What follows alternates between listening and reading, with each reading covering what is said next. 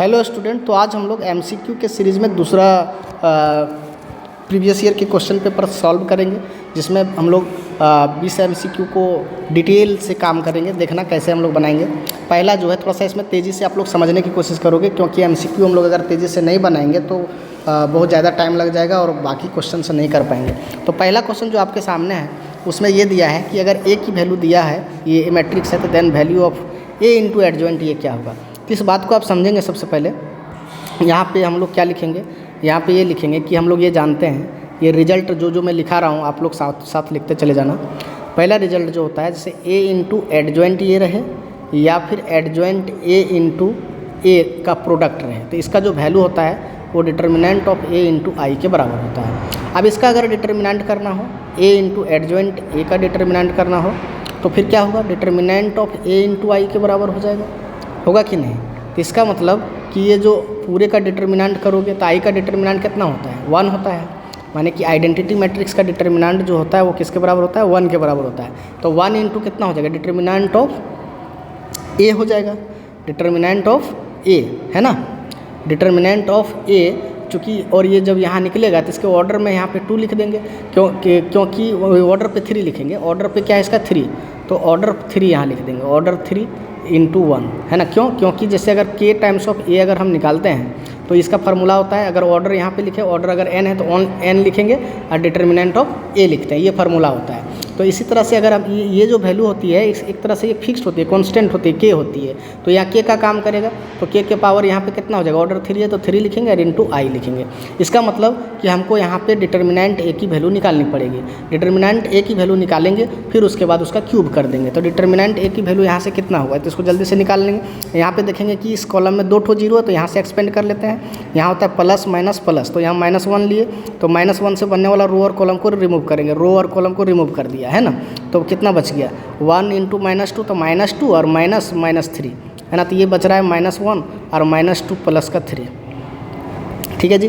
तो ये 3 में से 2 गया 1, 1 इंटू 1 -1, तो -1 का होल क्यूब करेंगे। तो -1 का होल क्यूब करेंगे तो -1 का होल क्यूब जो होता है वो -1 के बराबर होता है। इसका मतलब कि इसका जो आंसर होगा वो -1 के बराबर होगा। इसको ध्यान में रखिएगा, है ना।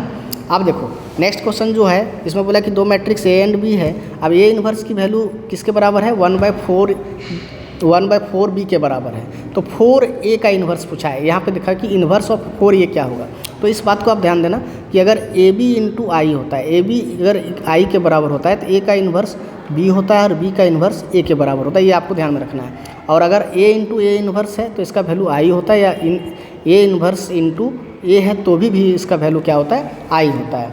तो इस जगह पे हमारे पास क्या है कि ए इन्वर्स की जो वैल्यू है वह 1/4 बी के बराबर है। हमको निकालना है 4a इन्वर्स का। तो यहाँ से मैं कह सकता हूँ कि बी की जो वैल्यू, ए इन्वर्स की वैल्यू 1/4 बी है। इसका मतलब कहीं ना कहीं ये ऐसा होगा, ए बी बराबर 4i के बराबर होगा, तभी ऐसा हुआ होगा, है ना। ए बी जो होगा वो 4i के बराबर होगा, तभी हम ए इन्वर्स को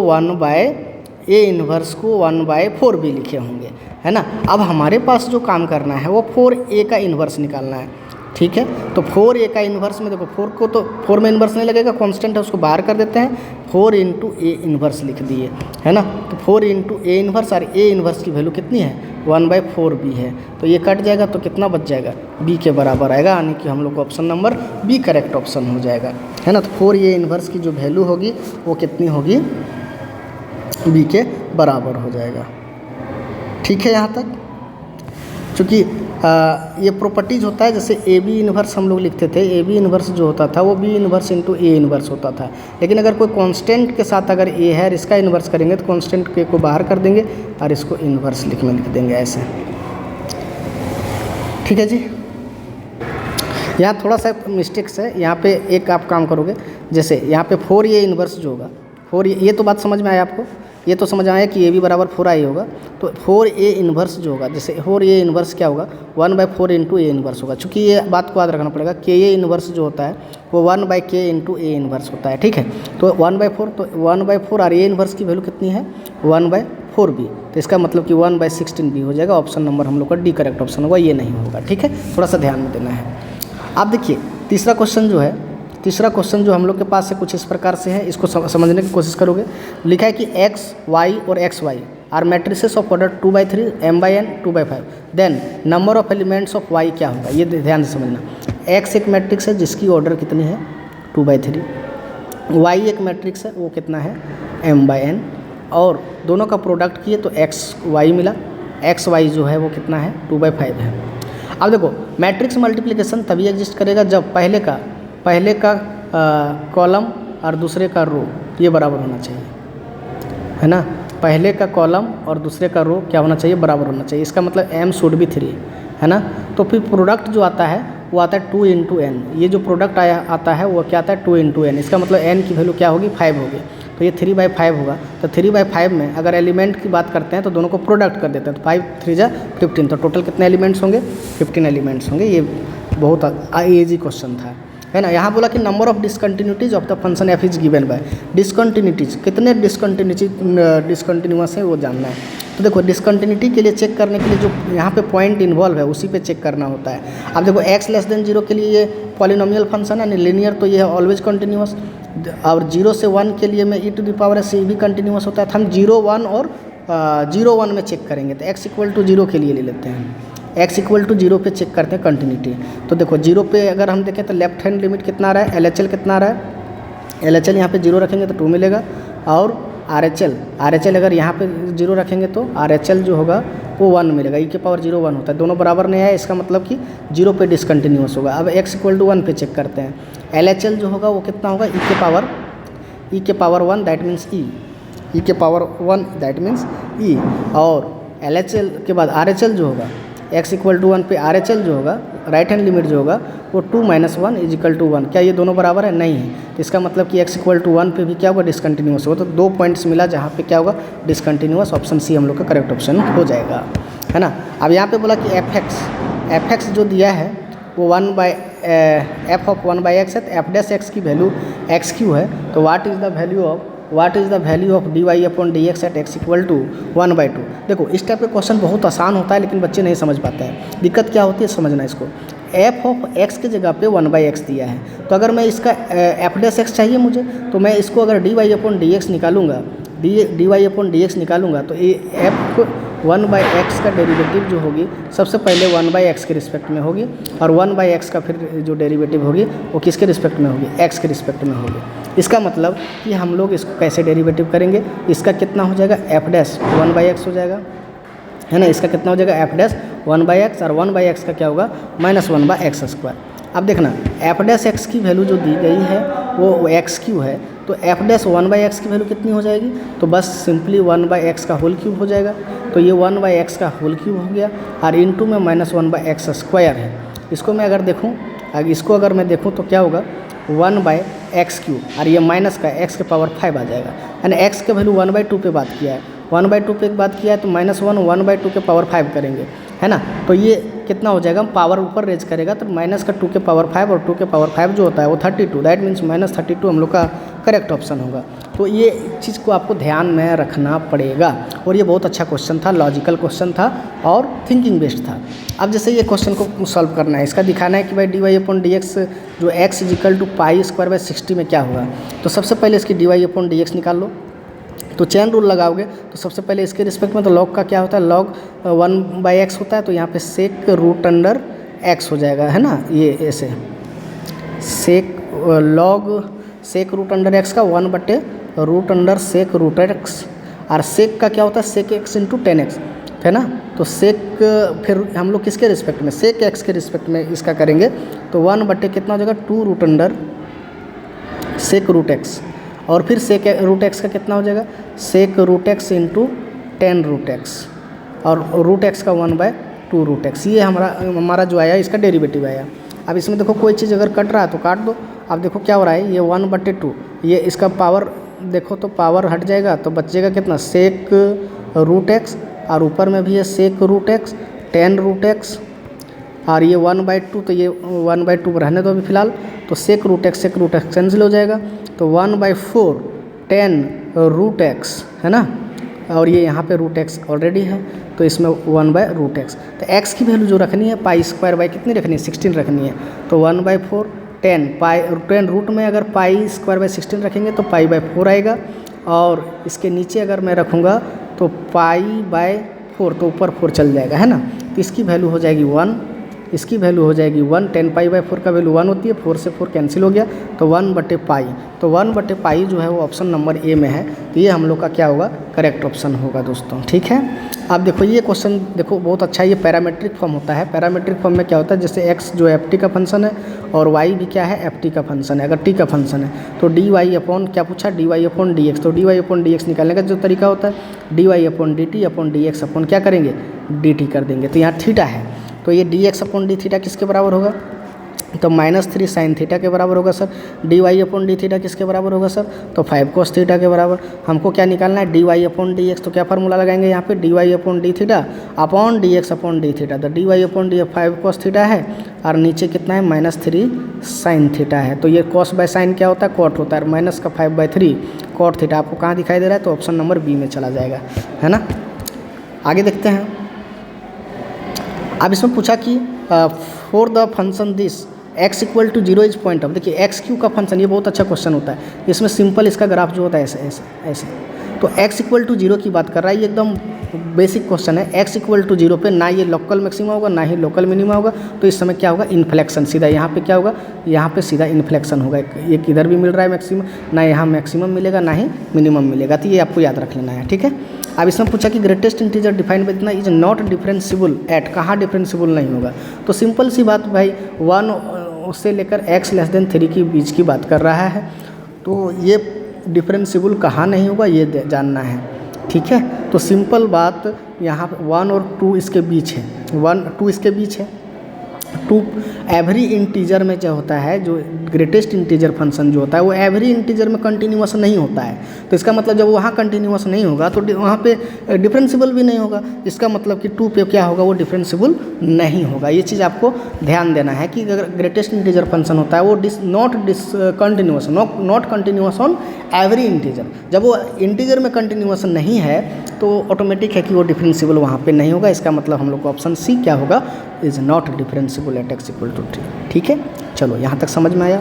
अब ये क्वेश्चन को समझोगे, the radius of the circle increasing at the rate of 0.5 centimetre per square then the rate of increasing the circumference. अब समझो यहाँ से, रेडियस का अगर मान लीजिए सर्कल है, ये r है, तो dr अपॉन dt दिया हुआ है, dr अपॉन dt जो है 0.5 सेंटीमीटर पर सेकेंड। हमसे पूछा सर्कमफेरेंस, c जो होता है वो 2πr होता है, तो dc अपॉन dt निकालना है। तो dc अपॉन dt निकालने के लिए क्या करेंगे, 2πr dr अपॉन dt हो जाएगा, है ना। तो 2πr इसका वैल्यू क्या है, 0.5 हो जाएगा।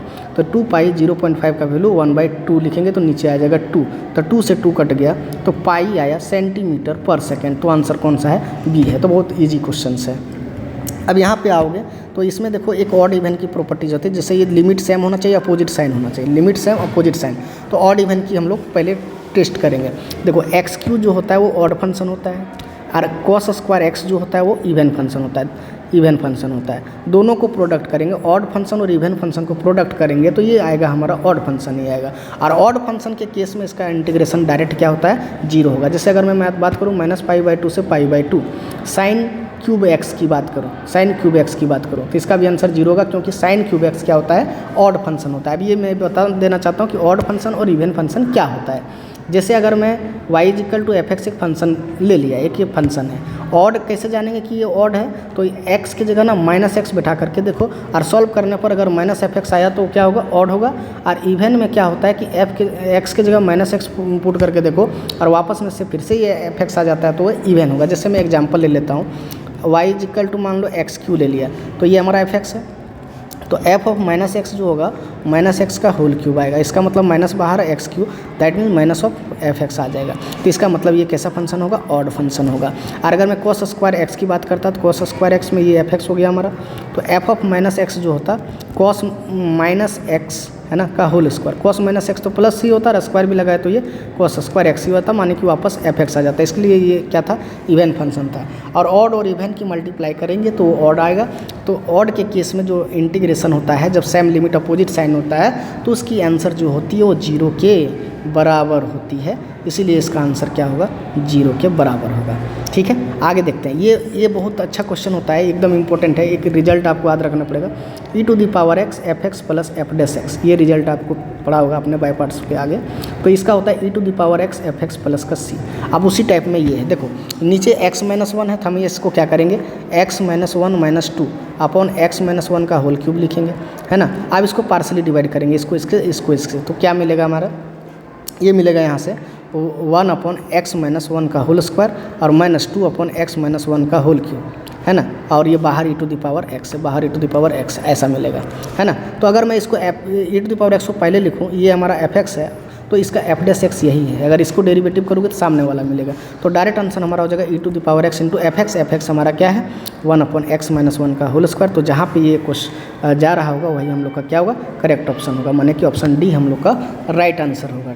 ठीक है दोस्तों, थोड़ा सा मैं तेज़ी से इसलिए बता रहा हूँ ताकि आपको भी इसको क्या करना है, कंसंट्रेट करना है और दिमाग में बैठाने की कोशिश करोगे। अगर धीरे से सॉल्व करता तो आपको भी आदत बन जाएगी धीरे धीरे सॉल्व करने की। ठीक है, तो आपको भी क्या करना है, तेज़ी से सॉल्व करना है। बोला कि area of the region bounded by the curve y = x, x axis x = 0 and 2।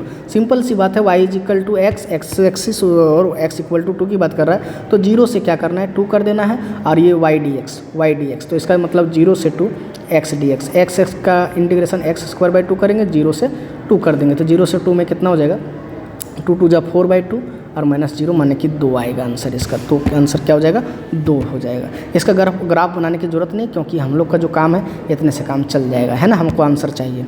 अब बोला कि the number of arbitrary constant in the general solution of the differential equation. बहुत अच्छा क्वेश्चन है। देखो इसकी डिग्री जितनी ऑर्डर होती है उतनी आर्बिट्ररी कांस्टेंट होता है। इसका ऑर्डर कितना है, ऑर्डर इसका 1 है। ऑर्डर 1 है तो उतना ही आर्बिट्ररी कांस्टेंट होगा, माने 1 ऑप्शन चला जाएगा। अगर ये ऑर्डर 2 होता तो 2 आर्बिट्ररी कांस्टेंट होता, अगर 3 होता तो 3 आर्बिट्ररी कांस्टेंट होता, और n होता तो n आर्बिट्ररी कांस्टेंट होता, है ना। अब यहाँ बोला कि what is the value of projection of A1B और प्रोजेक्शन ऑफ B1। ये बहुत अच्छा क्वेश्चन है। देखो projection of A on B निकालना है तो इसका फार्मूला होता है A.B अपॉन, है ना, B का मैग्नीट्यूड। और अगर projection of B on A निकालना है तो इसका भी फार्मूला होता है A.B अपॉन B का, A का मैग्नीट्यूड। A यानी B.A, इसको ऐसे करो, B.A अपॉन में A का मैग्नीट्यूड, है ना। अब A.B जो होता है वो B. के बराबर ही होता है, तो उसमें कोई तरह की दिक्कत नहीं है। डिवाइड करना है, पहले इसको डिवाइड करो इससे, तो A.B upon B. Upon A.B upon A. तो ये सॉरी ये कट जाएगा, तो बचा कितना, ऊपर चला गया A सर, नीचे चला गया B। A का मैग्नीट्यूड कितना होगा, A का मैग्नीट्यूड 4 प्लस सर 9 प्लस 36 अंडर रूट, और इसका कितना, ये 36 4 40 49 माने 7 होगा सर।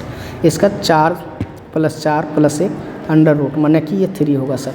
तो ऊपर कौन होना चाहिए, 7 होना चाहिए, नीचे कौन होना चाहिए, 3 होना चाहिए। तो 7/3 हम लोग का राइट आंसर जाएगा। ठीक है, तो बहुत अच्छा क्वेश्चन था और ईजी भी है, कोई बड़ी बात है नहीं।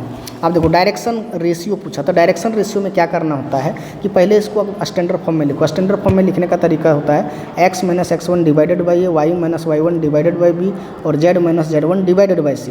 x y z का कोफिशिएंट 1 रखना है। अब देखो यहाँ तो 1 है, इसमें 3 है, तो ये नहीं चलेगा, इसमें -1 है तो इसको 1 करना पड़ेगा। तो इसको लिखेंगे x - 1/3, माइनस को मान लो लगे तो y - 2/1 और ये z अपॉन कितना हो जाएगा 2/3।